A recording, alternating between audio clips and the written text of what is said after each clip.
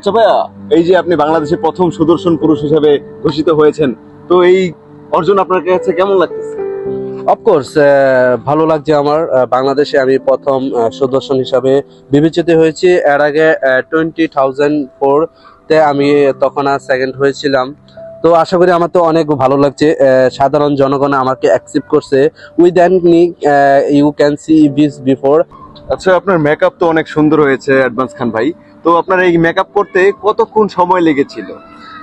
তো আমি মেকআপটা এক্সাম্পলে আমি 1 থেকে 2 ঘন্টার চেয়ে অধিক আর কি করি, কারণ এটা একটা স্টাইলিশ একটা ক্যাটক শোর মধ্যে যাবে। আমি মেকআপটা করেছি আপনার খায়রুল বাসার, সেখান থেকে আমার বড় ভাই আমাকে মেকআপটা করিয়ে দিচ্ছে। ও, তো কতটুকু সময় লেগেছিল? সেটা মিনিমাম তো 12 ঘন্টা তো হবে। ও আচ্ছা আচ্ছা। অ্যাডভান্স খান ভাই, তো আপনি বর্তমান তরুণ প্রজন্মকে কি বলতে চাচ্ছেন? বর্তমান তরুণ প্রজন্ম অল বয়েজকে বলতে চাই, আমাকে ফলো করো, আমার হাতের স্টাইলকে ফলো করো, আমার মেকআপ আর্টিস্টকে ফলো করো। তাহলে বাংলাদেশ একসময় দেখে যাবে আপনার এগিয়ে যাবে, ওয়ার্ল্ড মিসেস কান্ট্রিতে এগিয়ে যাবে। সবাইকে ধন্যবাদ। আসসালামু আলাইকুম।